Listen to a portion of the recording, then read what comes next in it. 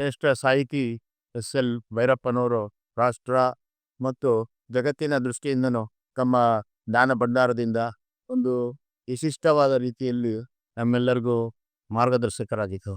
ಅವರ ಅಗಲಿಕೆ ಸಾಹಿತ್ಯ ಲೋಕ, ವೈಚಾರಿಕ ಲೋಕಕ್ಕಲ್ಲದೆ ನಮ್ಮ ಭಾರತೀಯ ಸಂಸ್ಕೃತಿಯ, ಹಿಂದೂ ಸಂಸ್ಕೃತಿಯ ದೃಷ್ಟಿಯಿಂದಲೂ ಕೂಡ ಬಹಳ ದೊಡ್ಡದಾದಂಥ ಕೊರತೆಯಾಗಿಯೂ ಮುಂದಿನ ದಿನಗಳಲ್ಲಿ ಇರಲಿದೆ. ಈ ಸಂದರ್ಭದಲ್ಲಿ ರಾಷ್ಟ್ರೀಯ ಸ್ವಯಂ ಸೇವಕ ಸಂಘದ ಸರ್ಸಂಘ ಚಾಲಕರಾದಂಥ ಡಾಕ್ಟರ್ ಮೋಹನ್ ಭಾಗವತ್ ಅವರು, ಸಂಘದ ಸರ್ಕಾರಿವಾರು ಜನರಲ್ ಸೆಕ್ರೆಟರಿ ಶ್ರೀಯುತ ದತ್ತಾತ್ರೇಯ ಹೊಸಬಾಳೆಯವರು ಮತ್ತು ಸಂಘದ ಎಲ್ಲ ಅಖಿಲ ಭಾರತೀಯ ಮತ್ತು ನಮ್ಮ ರಾಜ್ಯದ ಪ್ರಮುಖರು ಭೈರಪ್ಪನವರ ಈ ಅಗಲಿಕೆಯ ದುಃಖದ ಸಂದರ್ಭದಲ್ಲಿ ನಮ್ಮ ಶ್ರದ್ಧೆಯ ಸ್ಮರಣಾಂಜಲಿಯನ್ನು ಸಲ್ಲಿಸ್ತಾ ಇದ್ದೀವಿ.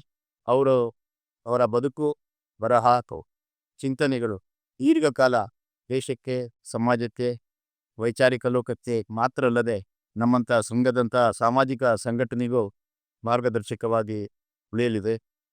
ಅವರಿಗೆ ಭಗವಂತ ಅವರ ಆತ್ಮಕ್ಕೆ ಸದ್ಗತಿಯನ್ನು ನೀಡಲಿ ಅಂತ ಜನತೆಯ ಪರವಾಗಿ, ಸಂಘದ ಪರವಾಗಿ ನಾನು ಪ್ರಾರ್ಥನೆ ಮಾಡ್ತೀನಿ.